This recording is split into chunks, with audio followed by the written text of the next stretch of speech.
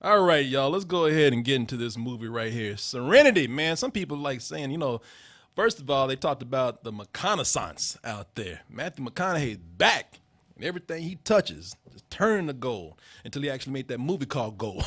I know. And I know. It broke his streak. It broke his streak, and he's been kind of hit and miss ever since then. What's been the hits? Wolf of Wall Street. That was before. That was during the reconnaissance. Oh, okay. Reconnaissance. Oh, well, shit. I guess it's over. I guess well, that didn't last long.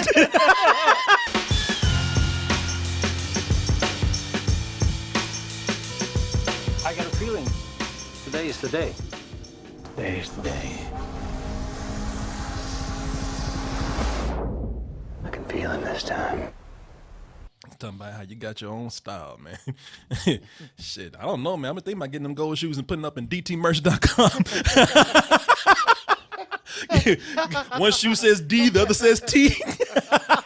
Classic black tee with the white logo, but we sure can try. Oh, there he is in the chat right there. Yeah, there you go. That's what you saw walking across the street.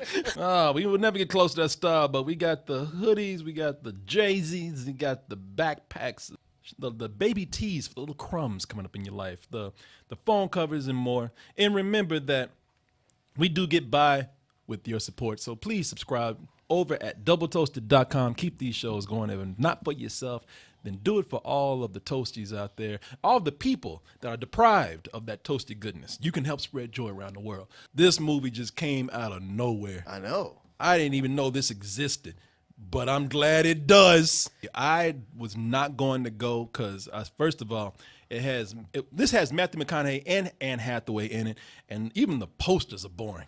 I hadn't seen the posters. Posters they're just white. Don't tell you nothing about the movie, and it just has Matthew McConaughey looking one way and Anne Hathaway looking the other, and there's a piece of torn paper between them, and it's just like, okay, I don't know what the fuck this is. And Gotcha. I saw that and I said, okay, you know what? Had this been any other movie with any other people in there, didn't have these stars in here, plus it's at 10 in the morning, I'd be like, yeah, I might just have to skip this one. Right. This is January. They slid this in, man. It's got a special twist, and we just don't want any word of mouth just yet. Yeah. Wait, you don't want any word of mouth? You don't want. Nah, not really. Now, that can mean that there's something very big and special in this movie, and they want to save that surprise for everybody. They want everybody to experience this. Yeah. When you trying to hide shit in January, January is when you back the truck up and dump the shit. In the middle of the night. Yeah. If you're too ashamed to bring your shit to the dumpster, or you got a bunch of toxic waste. Yeah. And you know the regulations don't allow you to dispose it correctly. This movie harbors such a great big secret that I'm not going to even tell you what this is about. It'll kind of be revealed. Harbor. Is that what I said? Yeah. Yeah. Do you think I'm making a fish pun? Yeah, No, I was not. Considering when this movie set, the setting for this movie, I was like, did he really just do that? See, even he don't want to be in this. I fucked up again. Hey, look, we might be messing with you. This movie might harbor such great wonder that we don't need to tell you about it. All will be revealed as we review this. Matthew McConaughey is in here. He plays a fisherman. He has an ex-wife played by Anne Hathaway, and she comes in with her own secret, and from there the movie gets much darker and much more twisted, which that could be, again, good or bad. Let's go ahead and take a look at the trailer for Serenity. What's this? Just a little scratch. Little scratch, huh? I want you to take him out on your boat and drop him in the ocean for the sharks. Now, you're looking at this and you're saying, man, this looks like a competent thriller. I mean, maybe it ain't the best one out there, but trailer kind of got me hooked a little bit. And I will admit, I think as far as keeping the mystery going and something that does appear as a thriller that might involve murder, I think the trailer does a good job of getting people in there. It's a good trailer. It's a very good trailer. It's a very good trailer, man. I actually admire the trailer a lot. The trailer actually works well with editing. Trailer works well with sound. Trailer works well with setting up character. Pretty much things that the movie doesn't do. Maybe we should have just kept with this, right? I don't come in And I don't know how Martin feels about it, but I'm about to go in on this shit, man. And before I even do that, let me just tell you, I'm not even one to come out here, try to pick a fight with something, bully something, try to talk trash against something. We say this all the time just to make y'all laugh and get views and get people all riled up. No, we're not mean-spirited like that, and we told you that. But this shit right here gets so much wrong, man, for something that actually starts out okay. Okay, see, I didn't know if we were going to fight about that because I thought when it began, it was fine. I was like, all right, it's a little clunky, a little cliche, but I like the setup and the actors, and I'm kind of getting into this little world they got going here. Okay, yeah, it's a weird movie. Look, something didn't feel right to me in the beginning, but I would tell you when it starts out, it's weird. That's what it is. I'm like, okay, from the beginning, there's something not quite right, but it's like, all right, well, let's just see where this goes. Yeah, and it keeps you guessing. Like at the beginning, you don't know what's happening. It starts out with Matthew McConaughey being obsessed with this fish. It's like the Moby Dick of tuna. This man he's after this one giant tuna. He's going broke trying to catch this one tuna. Yeah, he's actually about to cut a motherfucker over this. You know, some people are like, hey, I paid for the trip. Get up on it. Back the fuck up. That was hilarious. Yeah, they're like, shit, man. Then the movie kind of turns around again, continuing to keep you guessed because, you know, once we get past this whole thing that this man is kind of crazy and he has this thing for this fish, then we realize, oh, you kind of pulled the fast one on it. It's really not about him and his fish. Right. Not at all. They want to kind of throw you off with that, what they call in the business, a MacGuffin, if you will. So, and I said, all right, you getting your Hitchcock on early. That's cool. And this is when it turns into kind of like a fisherman film war. Yeah. Complete with Anne Hathaway coming in. And I mean, imagine in film war, the detective office, and in enters the femme fatale. The dame. The dame, the femme fatale. I want you to kill my husband for me, or follow my husband. And there's going to be some big setup later. And she's got the full regalia with the sheath dress, the giant floppy hat, and the sunglasses. The sunglasses, the long blonde hair, the legs to go with it. Even when she comes in, they even show her bling. She, like the camera the movie just stops. She's brushing her hair and it just stops with bling. And it's like, okay. It's weird because they got a whole world they've set up, and she comes in and she just does not feel like she's part of what's going on there at all. Like she's from a different movie. Well, that's what I liked about it, because she is not. I mean, that's why that sets her up as sort of the dame of the femme fatale, because if she's around these dirty-ass fishermen around here in this little dirty-ass town where she obviously stands out, she's there for some trouble. And as you probably saw in the trailer, she does bring trouble with her, but in the form of $10 million. Then drop him in the ocean for the sharks. In return, I will give you $10 million. You're like, shit, I would have done it for $10 and a 6-pack of Bud. She's a stupid one. You know what? I, honestly, watching the movie, that was my first tip off that something was going wrong, because she offered $10 million. I was just like, that is such a super high number for what is required here. Especially you look at his situation, you know. And somebody came to me and said, I'll pay you $10 million. I'll be like, you ain't got no $10 million. You ain't got no. And you think I'm stupid? No, she is. Looking at this dude, I'm like, man, this motherfucker do it for $100 and a bag of beef jerky, man. Yeah. You know, come on, you start low. You know, yeah, bargain. Like, even start with $1 million, $10 million. 10, 1 million. Yeah. Like 50,000. It's okay, man. You know, that's what film noir is. It's a genre that repeats certain elements that you know you're going to see, and it's like, all right, who doesn't like a good thriller that involves a murder mystery? You know. And at this point, it's such a mystery of what's really going on. And yeah, they can start it as a cliche, but they might have a bunch of surprises they plan to throw at us. Yeah. And you know, like I said, man, you know, it does a good job at keeping you guessing. And then you realize that the movie has a twist, and that's where the guesswork stops, and you just kind of like, what the fuck is going on here? They are trying to pull some. Okay, let me just tell you something, man. I ain't gonna excuse M. Night Shyamalan for some of the things that he's done. Yeah, because he's pulled these same things. But Martin, the thing that M. Night Shyamalan, he'll force a twist up your ass. Like a corkscrew. But yeah, he'll just, a corkscrew, that motherfucker a bat. Twist. Shit. But Martin, while it's up there, it at least kind of makes sense. It might be bad, but you can see the logic that's going on in his head. Well, plus he waits to the very end. Yeah, and he wasted the end. And the thing is, with like I said, with M. Night Shyamalan, it'll be logical in his world, in his mind. Right. You can fucking do the twist all day and night, all you want to, but you got to make sense at some point. You got to stop fucking dancing and twisting and explain your shit to somebody.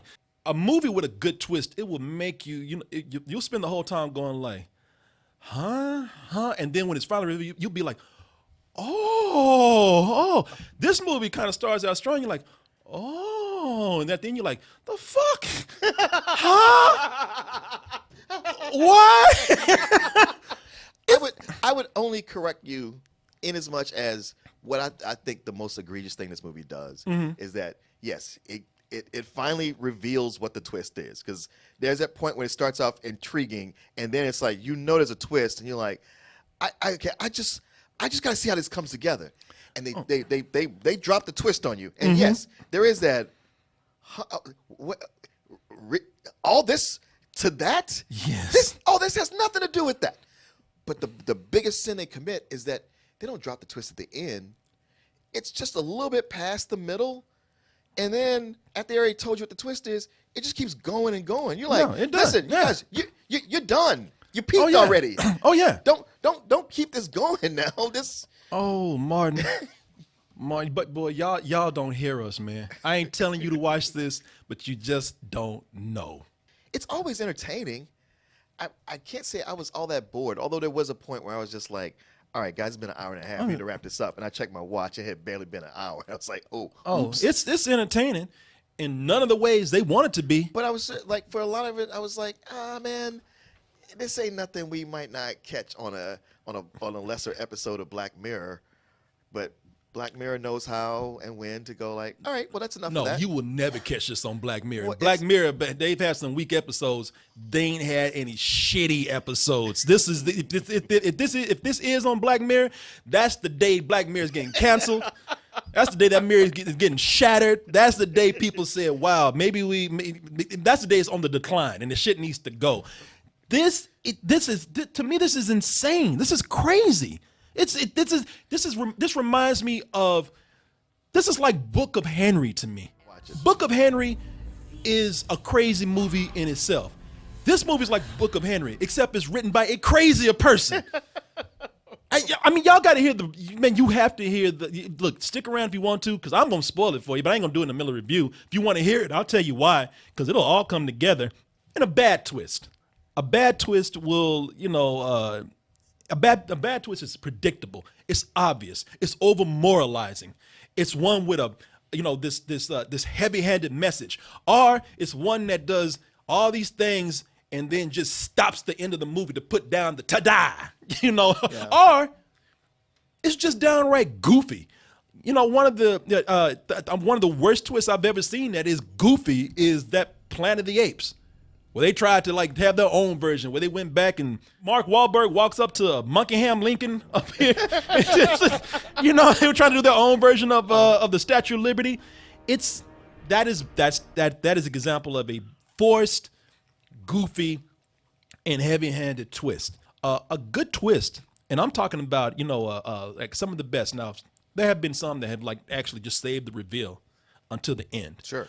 But to me, a good movie doesn't even stop with the, look what we were really talking about. No, a good twist will actually put threads throughout the movie, but you will never see them. Right. And then when it's all revealed, you slap your forehead like, God damn it, how did I not see that? It was there the whole time.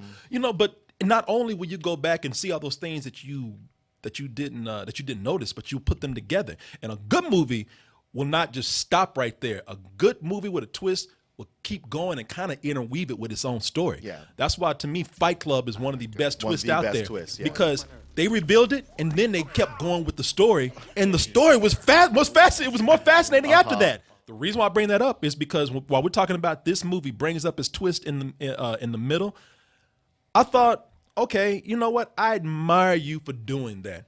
For being not hinging on your twist so much. You must have something that you want to say story-wise with this if you're going to keep going, because obviously we got a ways to go. We only an hour into the movie.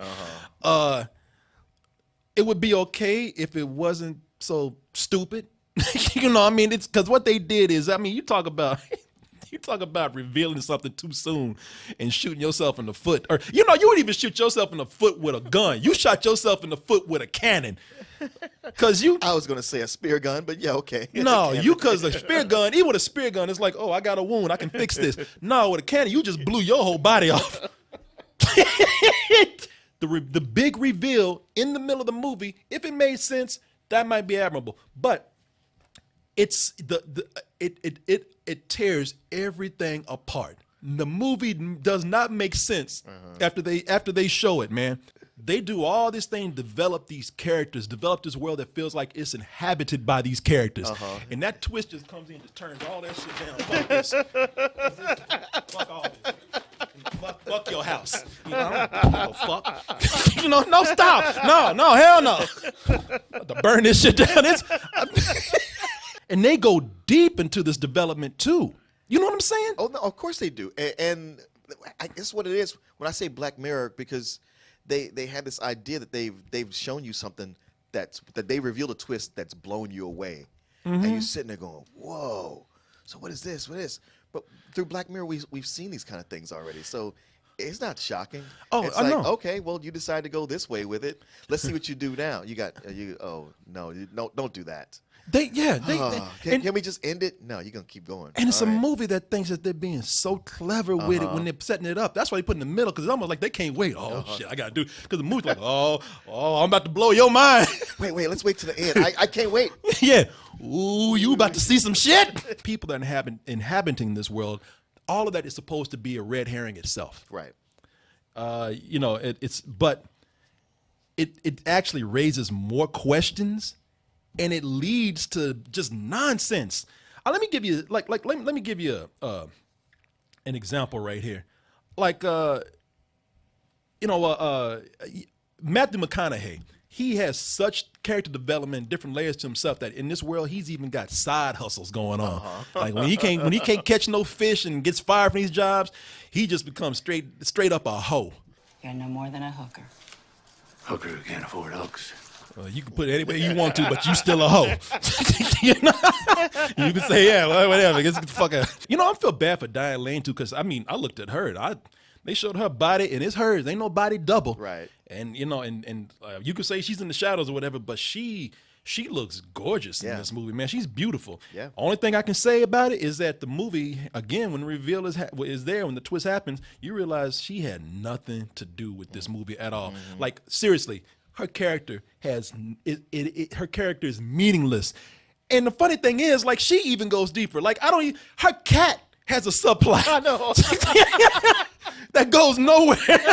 Jason Clarke's character, who's the heavy in this movie, and I don't think Jason Clarke was bad, but they make his character so over the top that I was like, Jesus, man, even Satan is not this evil. Well, that's the thing, man. I mean, before all these twists happen, it's not that great anyway. Excuse me, Matthew McConaughey. He's kind of like the drunk with the dark secret, but has a soul, and that dark secret will reveal why he is like he is. We talked about Anne Hathaway. Anne Hathaway is straight out of a film or detective novel. You know, Jimon Hansu. He ain't nothing but the inspirational black sidekick. Right. You know? That Negro, he's just 2 wings away from being the magical, mystical Negro. And even he has a big backstory that they build up, and he's hardly in the movie. Like they go through his family tree and shit. The Serenity needs an overhaul. My granddaughter needs money for the next semester. You know, okay, I'm telling you, that granddaughter ain't got shit to do with this movie when it's all said and done. All this shit they talking about ain't got nothing to do with anything. It's funny how things can be destroyed by one simple turn in a movie. Jason Clarke plays Anne Hathaway's, abusive husband. And that's cool, okay, you know, but they are trying too hard to make us not like him, to make us hate him. Every single thing he says, not some of it, every single word that comes out of his mouth paints him as the most despicable asshole you could ever meet in your life. He hates everything. Man, goddamn, you know, yeah, he'd really do. I mean, show him giving a homeless person $1 or something. You know, we give some substance to this dude. I mean, he had to do that, but just say something. I was gonna say something nice, but just something not mean to somebody. Yeah, you know, this dude, yeah, he is just a slimy, shitty person. He beats his wife. He beats his stepkid.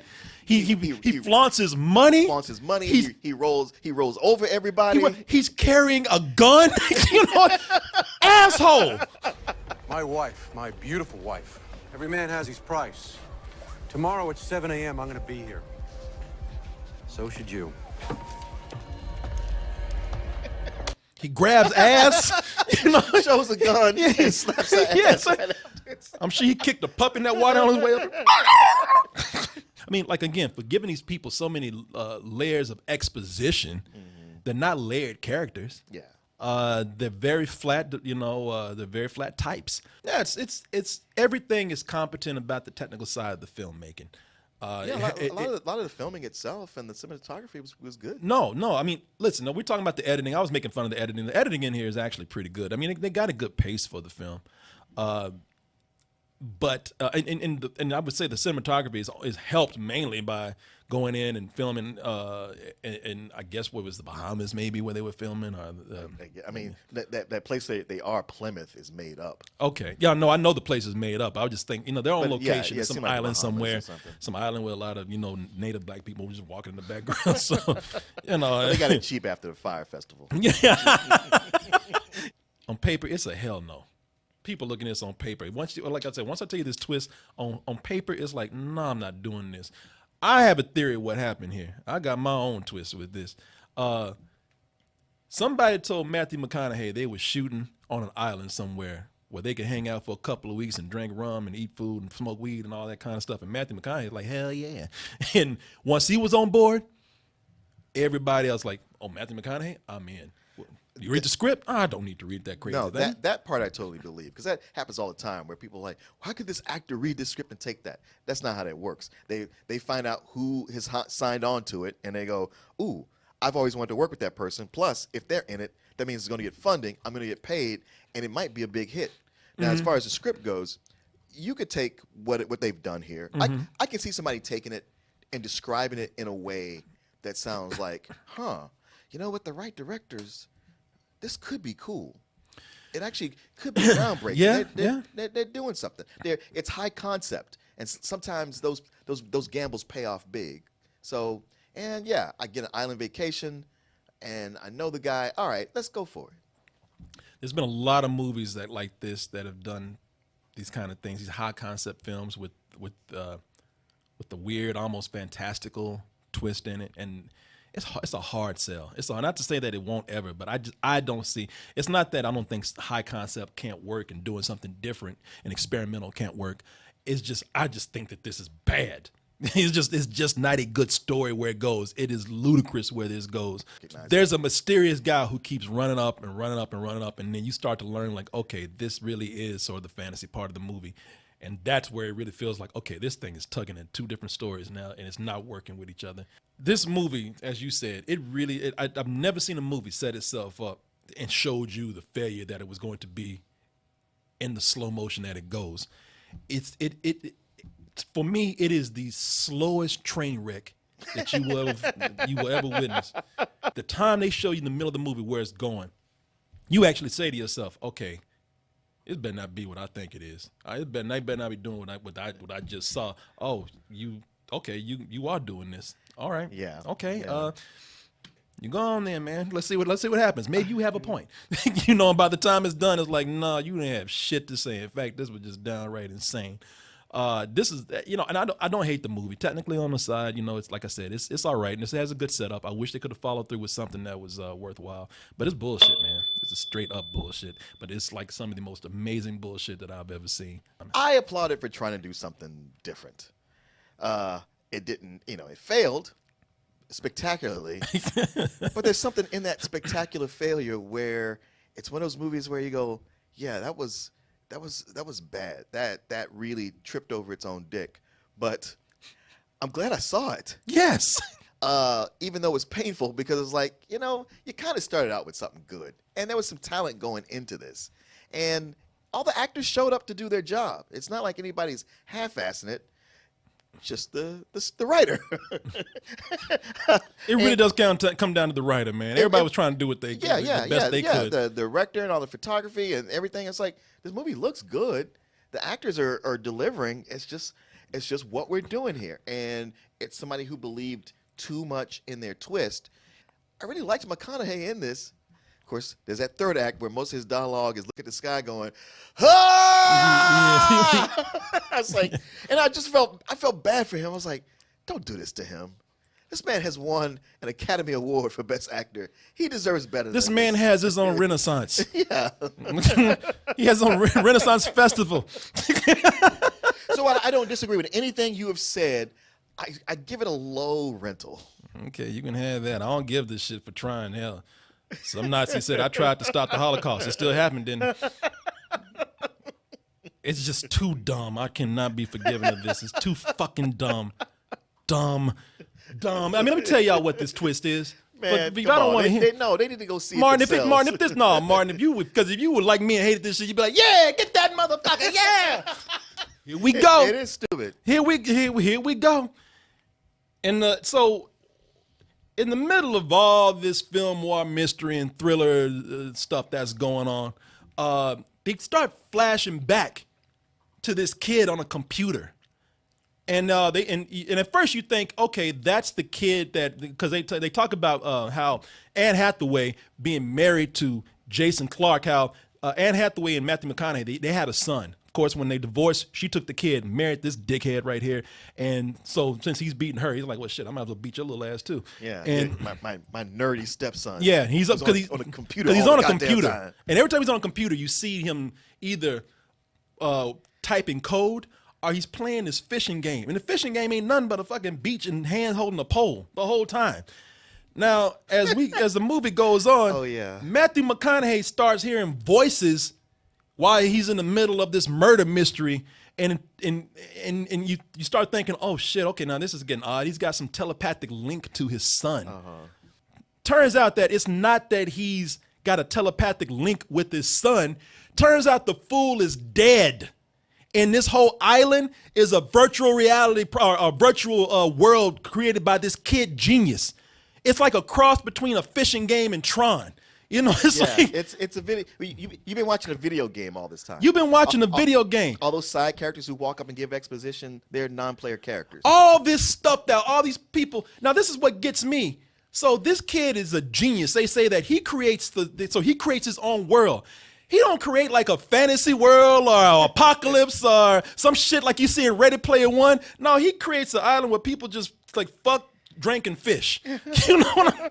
And somehow he's been able to recreate his father who died in Iraq on there. That's what. But that doesn't explain anything. They don't explain how his father was created. They don't explain this island. And it's like, okay, so if that's your dad, why do we have these side stories? Why is your dad a hoe? We don't see what this kid has done to create it. It's just there to throw us off. Take our word for it. Yeah, you know, it's that's what we mean by all that stuff that was created with all these people having all these lies, these stories, you know, this history that they have right there. None of it matters. It was also this kid, and what happens is this murder mystery that we hear with Matthew McConaughey. Matthew McConaughey was planning to kill his wife's shitty husband because in real life the kid is planning on killing his father, who Jason Clarke really is. You don't see him in real life, but apparently you hear his voice. You hear his voice, and he's the same guy that you see in the game, except he's not some mob guy. He's not some smooth, shitty businessman that goes around throwing his weight around and his power. No, he's just like a middle class guy that just comes home from a hard day's work and just beats the shit out of his wife and his kid. And the kid ain't taking it anymore. So the kid programs it to where the murder in the game will go down at the same time the kid picks up a knife and goes to kill his father. And Okay. Yeah, All yeah. right. All right. You win. You win. You win. Now that you just like lay it all out in front of me in pieces. Yeah, it's some old bullshit. Wow. Yeah, look, y'all like fuck Hey, man, this. I recognize the truth. You were sitting here fighting it. Man, y'all go. Somebody said no way. I'm going to the wiki. Look it up. Am I lying? No, you're not lying at all. And they try to give you some sentimental ending. Like, hey, maybe one day the program of Matthew McConaughey and his real virtual son who programmed all this shit can be together because they're talking to each other like, one day I hope to meet you, son. I hope to meet you too, Dad. How? What? How? No, this kid is a psychotic, man. Yeah. This kid is fucking crazy, but they have to have a happy ending. That's what I mean by like if you've ever seen the Book of Henry, it is just like the Book of Henry, where it's like it's this fucking psychotic film that they try to make a heartwarming conclusion. Yeah. It's like, and the kid, just in case you want to know, the kid does kill his dad, comes in covered in blood and shit. But they want you to know, like, oh, the kid was found to have reason to kill his dad. He was in an abusive relationship with his mother. So we let him go. We let him go. To one day do some crazy shit like try to program himself into a fishing sim.